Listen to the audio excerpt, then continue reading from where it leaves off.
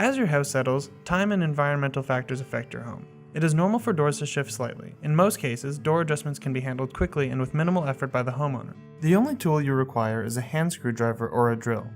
You will know an adjustment is required if you see a visible gap between an exterior door and its frame, especially if you can see light coming through or if the door sticks when opening or closing it. Your first step is to check that all hinge screws are tight, as this is a common issue and easier to resolve. If this does not fix the issue, you will want to try tightening or loosening the hinge screws where the hinge meets the frame.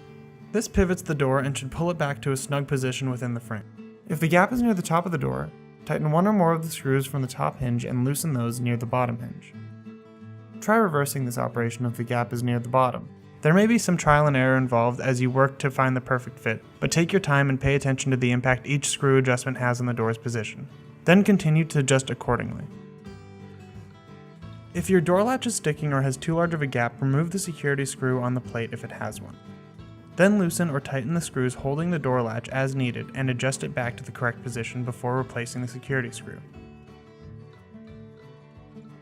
This adjustment process will work equally well on interior doors.